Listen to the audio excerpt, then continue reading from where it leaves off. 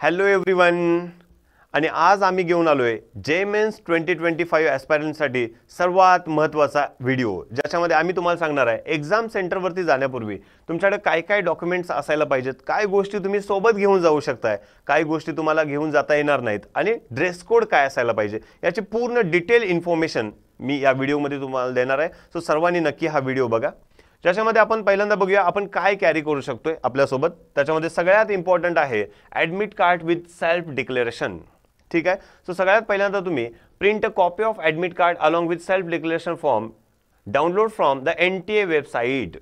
आता NTA वेबसाईटवरून तुम्ही तुमचं ॲडमिट कार्ड डाउनलोड करा. याच्यामध्ये पण हे सांगतो ज्यांचे एक्झाम 22 पासून 22, 23, 24 आहे त्यांचे ॲडमिट कार्ड्स आले असतील, ज्यांचे नंतर आहे त्यांचे अजून ॲडमिट कार्ड्स आले नसणार. सो ज्यांचे ॲडमिट कार्ड्स आले त्यांनी NTA वेबसाईटवरून ॲडमिट कार्ड डाउनलोड करा. A clear print out on A4 size paper download करते वेळी ॲटलिस्ट तुमच्याकडे तुम्ही त्याच्या 2 ते 3 कॉपीज काढून घ्या. आणि ही माझी सर्वांना रिक्वेस्ट आहे की कृपया सर्वांनी कलर प्रिंट घ्या, ब्लॅक अँड व्हाईट प्रिंट घेऊ नका. सर्वांनी कृपया कलर प्रिंट घ्या, खूप मोठा काय फरक पडणार नाही. आणि फक्त एकच न काढता ॲटलिस्ट 2 प्रिंटआउट तरी काढा.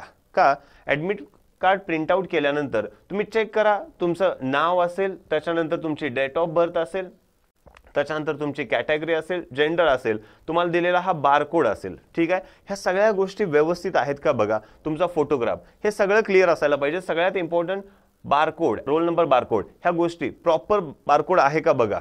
तो कुठेही इनविजिबल असता कामा नये, त्याच्यामध्ये कुठेही स्क्रॅच वगैरे असता कामा नये, ते अलाउ केलं जाणार नाही. तो प्रॉपर असायला पाहिजे. ठीक आहे. त्याच्यानंतर ह्या ॲडमिट कार्डच्या खाली तर सेल्फ डिक्लेरेशन फॉर्म आला, अंडरटेकिंग. याच्यामध्ये काय करायचं आहे तुम्हाला, कॅन्डिडेट्स फोटो जो तुमचा इथं फोटोग्राफ असणार आहे तोच फोटो तुम्ही एक्झाम सेंटरवरती जाण्याच्या अगोदर इथं पेस्ट करायचा आहे. ठीक आहे. त्याच्यानंतर candidates left hand thumb impression, तुम्ही एक्झाम सेंटरवरती जाण्याच्या अगोदर लेफ्ट हँड थंब इम्प्रेशन पाहिजे, जे पण क्लिअर आणि विजिबल पाहिजे. म्हणूनच 2-3 कॉपी म्हणायला लागलो मी. चुकून जर याच्यामध्ये काहीतरी मिस्टेक झाली, जे इनविजिबल आहे किंवा दिसत नाही प्रॉपर, 2-3 वेळा आपण त्याच्यावरती थंब इम्प्रेशन केले तर तुम्ही सेकंड आय कार्ड ॲडमिट कार्डवरती करू शकता ते. ठीक आहे. आणि कॅन्डिडेट सिग्नेचर, ही सिग्नेचर तुम्हाला एक्झाम स्टार्ट झाल्यानंतर इन्व्हिजिलेटरच्या समोरच सिग्नेचर करायचे. ठीक आहे. So it is very important, हे तुम्ही नक्की घ्या. आता याच्यासोबत काय काळजी घ्या तुम्ही. आता एक्झाम जी होणार आहे ती उद्या 22 तारखेपासून 29 तारखेपर्यंत एक्झाम आहेत. याच्यामध्ये 2 शिफ्ट आहेत. मॉर्निंग शिफ्ट आहे 9 to 12 आणि इव्हिनिंग शिफ्ट आहे 3 to 6. आता मॉर्निंग शिफ्टमध्ये 9 to 12 मध्ये गेट क्लोजर टायमिंग आहे 8:30, 8:30 वाजता गेट बंद होणार, म्हणजे त्याच्या अगोदर तुम्ही तिथं असलं पाहिजे. इट डझंट मीन बरोबर 8:30ला पोहोचा, तुम्ही 8:30च्या अगोदर ॲटलिस्ट 1 तास तुम्ही एक्झाम सेंटरवरती असायला पाहिजे. ठीक आहे. तसंच दुपारी 3 ते 6 शिफ्ट आहे, त्यावेळी 2:30चं गेट क्लोजर टायमिंग आहे, त्याच्या अगोदर ॲटलिस्ट 1 आवर तुम्ही तिथं एक्झाम सेंटरवरती असायला पाहिजे. माझी सर्वांना विनंती आहे, ज्यांच्यापासून एक्झाम सेंटर खूप दूर आहे, 80, 90, 100 किलोमीटर डिस्टन्स आहे, तर त्यांनी इफ पॉसिबल परीक्षेच्या आदल्या दिवशी तिथं जाऊन पोहोचा. तिथं काहीतरी राहण्याची आजूबाजूला सोय बघा आणि मग तिथं राहा, कारण एक्झाम दिवशी तुमची ही धावपळ होणार नाही, कारण ॲटलिस्ट 1 आवर तुम्हाला तिथं पोहोचावं लागेल. नेक्स्ट, तुम्ही ॲडमिट कार्ड सोबत काय कनेक्ट केलंय ते इथं तुम्हाला दिसेल, photo ID submitted. So type, आता इथं काय कनेक्ट केलंय ते ID असेल, तेच आय कार्ड तुमच्या सोबत असायला पाहिजे एक्झाम सेंटरवरती जाते वेळी, आणि तेही ओरिजिनल. याची तुम्ही काळजी घ्या. ठीक आहे. सो सगळ्यात पहिला इम्पॉर्टंट म्हणजे ॲडमिट कार्ड सर्वांनी घ्या. ॲटलिस्ट घेतेवेळी 2-3 कॉपी घ्या. ज्या पण 2-3 कॉपी कशा असायला पाहिजे, तुमच्या कलर प्रिंट असायला पाहिजेत, आणि हे प्रॉपर हे इन्फॉर्मेशन करेक्ट आहे का एकदा चेक करा. ठीक आहे. याच्यानंतर नेक्स्ट, पासपोर्ट साईज फोटोग्राफ. आता पासपोर्ट साईज फोटोग्राफ घेतेवेळी तुम्ही फोटोग्राफ तोच घ्या जो ॲडमिट कार्डवरती फोटो आहे, तेच फोटोग्राफ तुमच्याकडे असायला पाहिजे. हे कशासाठी हवं आहे, 1 passport size photograph for pasting on the specific space in the attendance sheet at the center during the examination. जेव्हा तुम्ही एक्झाम देणार आहे त्यावेळी त्या अटेंडन्स शीटवरती तुम्हाला हा फोटोग्राफ काय करावा लागेल, पेस्ट करावा लागेल. माझी पुन्हा विनंती आहे तुम्हाला, घेतेवेळी ॲटलिस्ट 2-3 कॉपी घ्या, फक्त एकच कॉपी घेऊन जाऊ नका. तुम्हाला कोणी फोटोग्राफ तुमचे काढून घेणार नाही, ते तुम्हाला अलो केले जातील एक्झाम सेंटरवरती. सो ॲटलिस्ट 2 कॉपी तर तुमच्या सोबत एक्स्ट्रा असायला पाहिजेत. क्लिअर. याच्यानंतर नेक्स्ट, ऑथोराइज आयडेंटिटी कार्ड. आताच मी तुम्हाला सांगितलं की तुम्ही जे आयडेंटिटी कार्ड सबमिट केलंय ॲप्लिकेशन फॉर्म भरतेवेळी, तेच आयडेंटिटी कार्ड तुमचं असायला पाहिजे ओरिजिनल. तुम्ही त्याची झेरॉक्स कॉपी घेऊन जाऊ शकत नाही, अदरवाईज तुम्हाला अलो केलं जाणार नाही. हे खूप महत्त्वाचं आहे. Any one of authorise photo ID card, हे पण लक्षात ठेवा की असं ID कार्ड आहे ज्याच्यावरती तुमचा फोटोग्राफ आहे, फोटो आहे, तेच ID कार्ड तुम्हाला अलो केलं जाईल. क्लिअर. याच्यानंतर नेक्स्ट आहे PWD certificate. If you are belongs to PWD category, जर कोण असेल फिजिकली हँडिकॅप तर त्यांना ते सर्टिफिकेट घेऊन जावं लागेल, तरच तुम्हाला एक्झाम सेंटरवरती ॲलो केलं जाईल. क्लिअर. नेक्स्ट आहे पेन अँड बॉटल. आता पेन तुम्हाला कॅरी करायचा आहे, त्याच्यामध्ये पण कंडिशन आहे, a simple transparent ball point pen. जो पेन आहे तो ट्रान्सपरंट पेन असायला पाहिजे, जो इथे मी तुम्हाला एक इमेज दाखवले एक एक्झाम्पल म्हणून, या टाईपचा पेन असायला पाहिजे, ज्याच्यामध्ये तुम्ही कोणताही मेटॅलिक पेन वगैरे वापरू शकत नाही. एक ट्रान्सपरंट पेन असायला पाहिजे. आणि सोबत अ ट्रान्सपरंट वॉटर बॉटल. जी पण वॉटर बॉटल तुम्ही घेणार आहे याच्यावरती कोणतीही मेटल बॉटल किंवा कॉपर बॉटल ही तुम्ही यूज करू शकत नाही. ज्याच्यामध्ये ट्रान्सपरंट वॉटर बॉटल असायला पाहिजे, तरच तुम्हाला एक्झाम सेंटरवरती ॲलो केलं जाईल. Clear. Next rough work. Now see here, all calculations or writing work is to be done only in the rough sheet provided at the test center. म्हणजे ह्या rough sheet तुम्हाला taste सेंटरवरती provide केल्या जातील. तुम्ही कोणत्याही प्रकारच्या रफ शीट स्वतः carry करू शकत नाही. कोणत्याही प्रकारचं रफ शीट घेऊन तुम्हाला आतमध्ये एंट्री दिली जाणार नाही. त्यामुळे कोणीही रफ शीट घेऊन जाऊ नका. पण रफ शीट आता तुम्हाला एक्झाम सेंटरवरती दिल्यानंतर तुम्ही त्याच्यावरती रफ वर्क करणार आहे. त्याच्यानंतरची इम्पॉर्टंट गोष्ट काय बघा, candidate must hand over the rough sheet to the invigilator on duty in the room or hall. जे इन्व्हिजिलेटर तुमच्या रूममध्ये आहेत, एक्झाम संपल्यानंतर येते वेळी तुम्हाला त्या रफ शीट हँड ओव्हर करून यायचं आहे, त्यांना ते परत देऊन यायचं आहे. कुणालाही रफ शीट बाहेर घेऊन येता येणार नाही. ही पण खूप महत्त्वाची गोष्ट आहे. याच्यानंतर next things not to carry. आता आपण काय घेऊन जाऊ शकत नाही. आता याच्यामध्ये बघा आपण काय काय कॅरी करू शकत नाही. त्यात electronic devices. It is very important. Candidates are not allowed to carry mobile phone, smart watch, earphone, calculator, electronic watches and any metallic item or electronic gadget. It is not allowed. ठीक आहे. तुम्हाला exam सेंटरवरती mobile phone तर अजिबात allowed नाही, calculator allowed नाही, next earphone allowed नाही, earbuds allowed नाहीत, किंवा स्मार्ट वॉच. स्मार्ट वॉच काय, तुम्हाला ॲनालॉग वॉच पण अलाउड नाही. कोणत्याही प्रकारचं घड्याळ तुम्ही कृपया घालून जाऊ नका. तुमचं ते घड्याळ तिथे बाहेर एक्झाम सेंटरच्या बाहेर तुम्हाला काढायला लावलं जाईल. कारण एक्झाम सेंटरवरती जो पण तुम्ही PC वरती एक्झाम देणार आहे, तर डेस्कटॉपवरती इंटरफेस असेल, त्याच्यावरती तुम्हाला टायमिंग दिसणार आहे. तुमची एक्झाम स्टार्ट झाल्यानंतर, एक्झाम संपल्यानंतर तुम्हाला टायमिंग प्रत्येक मिनिटाला, प्रत्येक सेकंदाला कळत असणार आहे. त्यामुळे कोणत्याही प्रकारचं घड्याळ ॲलो केलं जात नाही. सो कृपया कोणीही घड्याळ घालून जाऊ नका. ठीक आहे. आणि बाकी इलेक्ट्रॉनिक्स गॅजेट्स तुम्हाला अजिबात अलाउ केले जाणार नाहीत. नेक्स्ट स्टेशनरीजमध्ये पण बघा, इन्स्ट्रुमेंट्स असतील, geometry box, pencil box, exam board, any kind of paper जसं की रफ शीट, हे तुम्हाला अलाउ केलं जाणार नाही. कंपास बॉक्स तुम्ही कॅरी करू शकत नाही. रायटिंग पॅड, एखादा म्हटलं सर माझा ट्रान्सपरंट आहे रायटिंग पॅड, ठीक आहे, तर मी कॅरी करू शकतोय, तर अजिबात नाही, तुम्हाला हे अलाउ केलं जाणार नाही. हे बाहेर ठेवावं लागेल. रफ शीट अलाउड नाहीत, ह्या तुम्हाला तिथं प्रोव्हाइड केल्या जातील. ठीक आहे. या गोष्टी तुम्ही तुमच्यासोबत घेऊन जाऊ शकत नाही. Next eatables.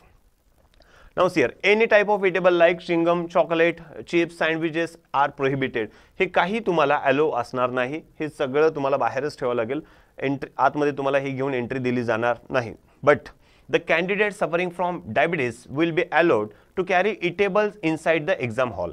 ठीक आहे. जे डायबिटिक पेशंट आहेत, जे स्टुडंट्स आहेत, त्यांना काही गोष्टी इनसाइड क्लासरूम म्हणजेच आपल्या एक्झाम रूममध्ये अलो केल्या आहेत. त्याच्यामध्ये सच ॲज शुगर टॅबलेट्स असतील, fruits like banana, Apple, orange, हे त्यांना ॲलो केले. पण फक्त त्यानं गेला आणि सांगितलं सर मी डायबिटिक पेशंट आहे आणि मला हे ॲलो करा, तर होणार नाही. त्याच्याकडे एक प्रॉपर सर्टिफिकेट असायला पाहिजे. ठीक आहे. एका डॉक्टरकडून आणलेलं, गव्हर्नमेंट डॉक्टरकडून, ज्याच्यावरती त्यांची साईन असायला पाहिजे, तर आणि तरच त्यांना आतमध्ये ॲलो केलं जाईल. अदरवाईज हे कुणालाही ॲलो केलं जाणार नाही. Next other items. आता ऑदर आयटम्समध्ये काय काय आहे, हँडबॅग और पर्स किंवा बॉईजमध्ये वॉलेट, हे तुम्हाला अजिबात अलाउड नाही. Next where any type of rings, chain और इयररिंग्स. रिंग्स असतील, ठीक आहे, किंवा चेन्स असतील, इयररिंग्स असतील, हे काही तुम्हाला एक्झाम सेंटरवरती अलाउड नाही. नेक्स्ट विअर कॅप्स, बॉईजसाठी इम्पॉर्टंट कॅप्स असेल, हॅट असेल, काही अलाउड नाही. बेल्ट अलाउड नाही. मेहंदी गर्ल्ससाठी इम्पॉर्टंट आहे, हातावरती मेहंदी असेल तरी तुम्हाला एक्झाम सेंटरवरती अलाउ केलं जाणार नाही. ठीक आहे. सो विअर क्लोज फुटवेअर्स जरी असतील, म्हणजेच तुमचे शूज फुल्ली पॅक्स असतील, तरी तुम्हाला ते अलाउ केले जाणार नाही. ते तुम्हाला एक्झाम सेंटरच्या बाहेरच काढावे लागतील. क्लिअर. सो ह्या गोष्टी तुमच्यासाठी बॅन आहेत. Next dress code. आता ड्रेस कोड काय असायला पाहिजे, it is very important. Now see clothing for girls.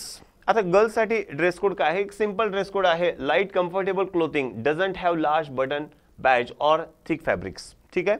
So dress code हा लेहंगा किंवा वन पीस टाईप असता कामा नये. याच्यामध्ये सिंपल टी शर्ट किंवा शर्ट आणि एक जीन्स पॅन्ट तुम्ही वेअर करून गेला तर हा बेस्ट ऑप्शन आहे तुमच्यासाठी, ज्यामुळे तुम्हाला कुठलाही प्रॉब्लेम येणार नाही, तुम्हाला इझिली एक्झाम सेंटरवरती अलो केलं जाईल. क्लिअर. बाकी कोणत्याही टाईपचे ड्रेस कोड्स अलाउड नाहीत. Now sir must not wear any stoles scarfs और दुपट्टास. ठीक आहे, हे तुम्हाला अजिबात अलो केलं जाणार नाही. Next, candidate who wear religious headwear like turbans और स्कार्फ्स आर अलाउड. जे रिलिजियस वेअर आहेत त्यांना अलो केलं जाईल आतमध्ये. ठीक आहे, जे मी ते इमेज दाखवले या वेनं. पण however they must arrive well in advance to undergo proper security checks. त्यांनी थोडंसं लवकर पोहोचावं एक्झाम सेंटरवरती, म्हणजे विथ प्रॉपर सिक्युरिटी चेक्स त्यांना आतमध्ये एंट्री दिली जाईल. So it is very important. This is the clothing for girls. Similarly clothing for boys, याच्यामध्ये काय बघा, विअर सिंपल टी शर्ट और शर्ट. ठीक आहे, साधा एक टी शर्ट किंवा शर्ट विअर करा. अवॉइड वेअरिंग ग्राफिक टीज, जसं की एक डिझायनर, जसं की याच्यावरती काहीतरी लिहिलेलं आहे किंवा डिझाईन आहे, तर असे शर्ट टी शर्ट बँड आहेत तुम्हाला अलो केलं जाणार नाही. नेक्स्ट, हुडीज तुम्हाला अलो केले जाणार नाहीत, स्वेटर अलो केले जाणार नाहीत. आणि कार्गो पॅन्ट या टाईपच्या पॅन्ट ज्याला 6-7 पॉकेट असतात अशा प्रकारचे पॅन्ट अलो केले जाणार नाही. सो माझी रिक्वेस्ट आहे बॉईजना, एक जीन्स पॅन्ट आणि एक सिंपल टी शर्ट किंवा शर्ट तुम्ही विअर करून जा, काही प्रॉब्लेम येणार नाही, तुम्हाला एक्झाममध्ये अलो केलं जाईल एक्झाम सेंटरवरती. ठीक आहे. पण हे जर असं काही असेल, थोडा असा तुमचा ड्रेस असेल, थोडासा डिझायनिंग किंवा हुडीज टाईप तुम्ही काय घालून गेला तर तुम्हाला अलो केलं जाणार नाही एक्झाम सेंटरवरती. सो आपण काही तिथं फॅशन शोसाठी जात नाही. सो एक सिंपल शर्ट टी शर्ट घाला, एक जीन्स पॅन्ट आणि तुम्ही गेला तरी काही प्रॉब्लेम नाही. Next, footwear. फुटवेअरमध्ये अवॉइड शूज, जे पण फुल शूज जे असे आहेत, असे शूज तुम्ही काय करा, अवॉइड करा. अदरवाईज ते तुम्हाला एक्झाम सेंटरच्या बाहेरच काढावे लागतील, एंट्री दिली जाणार नाही. सगळ्यांना रिक्वेस्ट आहे, सर्वांनी ॲटलिस्ट एक सिंपल साधं स्लीपर किंवा सँडल विअर करून जा, काही प्रॉब्लेम येणार नाही. ठीक आहे, पण शूज तुम्ही विअर करू शकत नाही. Next, hairstyle. Now sir the hairstyle should be minimal, no fancy buns. जी हेअरस्टाईल आहे ती सिंपल असायला पाहिजे, इथं दाखवले. It is very important for girls. ठीक आहे, एक हे जे आहे हेअर रबर बँड तो तुम्ही यूज करू शकताय. बाकी कोणत्याही प्रकारचे हेअरपिन तुम्ही यूज करू शकत नाही. हे जर असेल तर तुम्हाला एक्झाम सेंटरवरती अलो केलं जाणार नाही. ठीक आहे. So it is very important. ह्या सगळ्या गोष्टी आहेत रे. It is very very important for all JMENS 2025 aspirants. ठीक आहे. सो सगळ्यांनी याची काळजी घ्या. आणखीन एक दुसरी गोष्ट मी सांगतो की सर्वांनी एक्झाम सेंटरवरती वेळेत पोहोचा. जर तुम्ही गेट क्लोजर टायमिंग नंतर 1 मिनिट जरी लेट गेला तरी तुम्हाला एक्झाम सेंटरवरती एंट्री दिली जात नाही. आणि अशी दरवर्षी कितीतरी मुलं आहेत जी लेट एंट्रीमुळे एक्झामपासून मागेच राहतात, त्यांना एक्झाम देता येत नाही. सो याची तुम्ही काळजी घ्या. सो मला वाटतं सर्वांना सगळ्या गोष्टी समजल्या असतील. ठीक आहे.